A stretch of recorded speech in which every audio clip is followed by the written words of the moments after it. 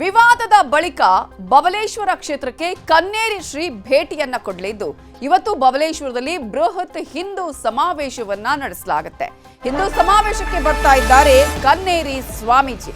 ಈಗಾಗಲೇ ಅಲ್ಲಿ ಆದಂತಹ ವಿವಾದ ಆಮೇಲೆ ಬರಲೇಬಾರದು ಅನ್ನುವಂತಹ ರೀತಿಯಲ್ಲಿ ಆಗಿರೋದು ಇವೆಲ್ಲದಕ್ಕೂ ಕೂಡ ಇವತ್ತು ಮುಕ್ತಿ ಸಿಗುತ್ತಾ?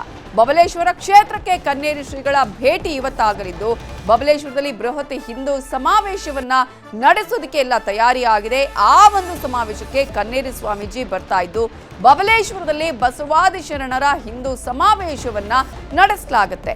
ಕನ್ನೇರಿ ಶ್ರೀ ಬ್ಯಾನ್ ಮುಗಿದ ಬಳಿಕ ನಡೀತಾ ಇರುವಂತಹ ಸಮಾವೇಶ, ಅದರಲ್ಲೂ ಪ್ರಮುಖವಾಗಿ ಸಚಿವ ಎಂಬಿ ಪಾಟೀಲ್ ವಿರುದ್ಧವೇ ಕನ್ನೇರಿ ಶ್ರೀ ಇದೀಗ ಶಕ್ತಿ ಪ್ರದರ್ಶನ ಮಾಡುವಂತಹ ವೇದಿಕೆ. ಇವತ್ತು ಕನ್ನೇರಿ ಶ್ರೀಗಳ ನಿರ್ಬಂಧಕ್ಕೆ ಎಂಬಿ ಪಾಟೀಲೇ ಕಾರಣ ಅಂತ ಭಕ್ತರು ಕೂಡ ಹೇಳಿದ್ರು.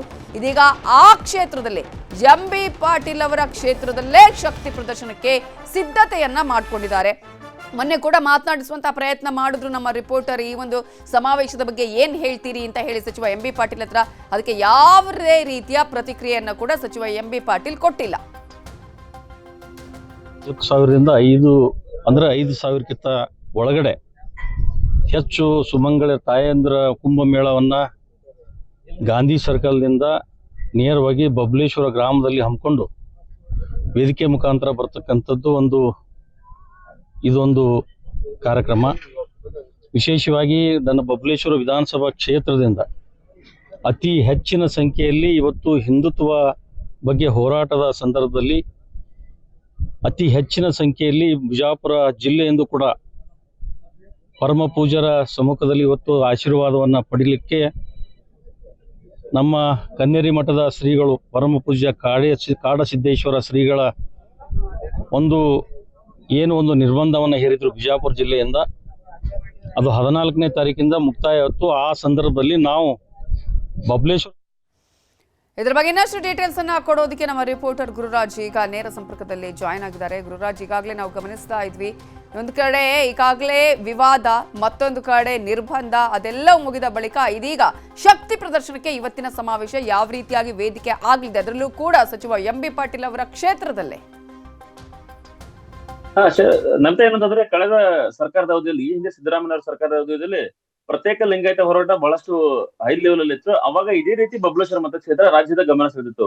ಇದೀಗ 2ನೇ ಬಾರಿ ಮತ್ತೆ ಆ ರೀತಿ ಗಮನ ಸೆಳೆಯುವಂತಹ ಕ್ಷೇತ್ರ ಆಗಿದೆ, ರಾಜ್ಯದಲ್ಲೇ ಗಮನ ಸೆಳೆದಿರುವಂತದ್ದು. ಕಾರಣ ಅಷ್ಟೇ, ಕನ್ನೇರಿ ಮಠದ ಶ್ರೀಗಳನ್ನ ವಿಜಯಪುರ ಜಿಲ್ಲೆ ಪ್ರವೇಶಕ್ಕೆ ನಿರ್ಬಂಧಕ್ಕೆ ಸಚಿವ ಎಂಬಿ ಪಾಟೀಲ್ ಅವರು ನೇರ ಕಾರಣ ಅಂತ ಹೇಳಿ ಅವ್ರ ಭಕ್ತರು ಮತ್ತೆ ಶ್ರೀಗಳು ನೇರವಾಗಿ ಆರೋಪ ಮಾಡಿದ ಪರಿಣಾಮವಾಗಿ ಈಗ ಈ ಸಮಾವೇಶ ನಡೀತಾ ಇರುವಂತದ್ದು. ಡಿಸೆಂಬರ್ 14ರವರೆಗೆ, ಅಂದ್ರೆ 16/10/2016ರಿಂದ 14/12 ಡಿಸೆಂಬರ್ ವರೆಗೆ ಅವ್ರಿಗೆ ವಿಜಯಪುರ ಜಿಲ್ಲಾ ಪ್ರವೇಶಕ್ಕೆ ನಿರ್ಬಂಧವಾಗಲಾಯಿತು. ಈಗ ಕೊನೆಗೆ ಆ ವಿಚಾರಕ್ಕೆ ಸಂಬಂಧಪಟ್ಟಾಗ ಅವರು ಸುಪ್ರೀಂ ಕೋರ್ಟ್ ಸಹಿತ ಹೋದ್ರು, ಅಲ್ಲೂ ಸಹಿತ ಸ್ವಾಮೀಜಿಗಳಿಗೆ ಹಿನ್ನಡೆ ಆಯ್ತು. ಹಾಗಾಗಿ ಅವಧಿ ಮುಗಿಲಿ ಅಂತ ಹೇಳಿ ಬಿಟ್ಟಿದ್ರು. ಈಗ ಕೊನೆಗೆ 14ನೇ ತಾರೀಕು ಅವಧಿ ಮುಗಿದಿರುವಂತದ್ದು. ಇವತ್ತು ಕಾರ್ಯಕ್ರಮವನ್ನು ಹಮ್ಮಿಕೊಂಡಿದ್ದಾರೆ. ಬಬಲೇಶ್ವರಕ್ಕೆ ನೇರವಾಗಿ ಶ್ರೀಗಳು ಕರ್ನಾಟಕಕ್ಕೆ ಆಗಮಿಸಬೇಕು, ನೇರವಾಗಿ ಬಬಲೇಶ್ವರಕ್ಕೆ ಆಗಮಿಸ್ತಾರೆ. ಅಲ್ಲಿಂದನೇ ಅವರು ರಾಜ್ಯಕ್ಕೆ ಎಂಟ್ರಿ ಕೊಟ್ಟ ರೀತಿ, ಯಾಕಂದ್ರೆ ಅವರಿಗೆ ನಿರ್ಬಂಧ ಇರೋ ಕಾರಣದಾಗಿ ಅವರು ಜಿಲ್ಲೆ ಯಾವ ಕ್ಷೇತ್ರಕ್ಕೂ ಆಗಮಿಸಿಲ್ಲ. ಈಗ ಬಬಲೇಶ್ವರ ಮೂಲಕ ನೇರವಾಗಿ ಎಂಬಿ ಪಾಟೀಲ್ ಅವರಿಗೆ ಸವಾಲೊಡ್ಡುವಂತ ಕೆಲಸವನ್ನು ಮಾಡ್ತಿರೋದು.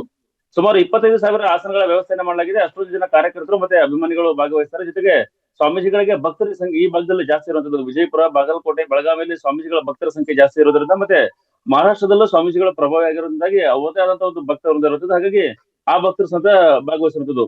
ವಿಜಯಪುರದಿಂದ ಬೈಕ್ ರ್ಯಾಲಿ ಮೂಲಕ ಬಬಲೇಶ್ವರಕ್ಕೆ ಹೋಗಿ ಅಲ್ಲಿಂದ ಸಮಾವೇಶ ನಡೆಯುವಂತದ್ದು.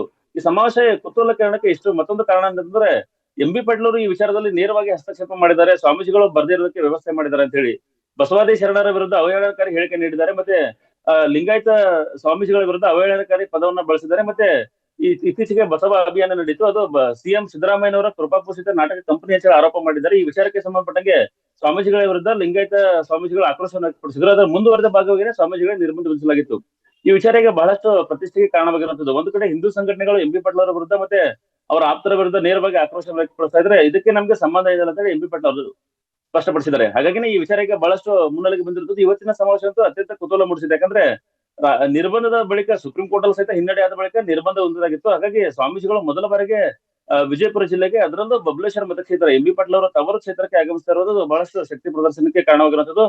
ಆದ್ರೆ ಒಂದು ವಿಚಾರ ಏನಂದ್ರೆ, ಯತ್ನಾಳ್ ಅವರು ಈ ಕಾರ್ಯಕ್ರಮಕ್ಕೆ ಬಹಳಷ್ಟು ವಿರೋಧ ವ್ಯಕ್ತಪಡಿಸಿದ್ದಾರೆ. ಯಾಕಂದ್ರೆ ಯತ್ನಾಳ್ ಅವರು ಸ್ವಾಮೀಜಿಗಳಿಗೆ ಆಗ್ತಾರೆ, ಆದ್ರೆ ಈ ಕಾರ್ಯಕ್ರಮಕ್ಕೆ ವಿರೋಧ ವ್ಯಕ್ತಪಡಿಸ್ತಾ ಇರೋದು ಬಹಳಷ್ಟು ಕುತೂಹಲಕ್ಕೆ ಕಾರಣವಾಗಿರುವಂತದ್ದು. ಆದ್ರೆ ಸ್ವಾಮೀಜಿಗಳು ಬಂದ್ ಬೆಳಕೇನೆ ಕಾರ್ಯಕ್ರಮ ಯಾವ ರೀತಿ ನಡೆಯುತ್ತೆ, ಹೇಗಾಗುತ್ತೆ, ಎಷ್ಟು ಜನ ಭಾಗವಹಿಸ್ತಾರೆ ಅಂತ ಹೇಳಿ ಸ್ಪಷ್ಟವಾಗಿ ಮಾಹಿತಿ ಲಭ್ಯವಾಗುವಂತದ್ದು ನವಿತಾ.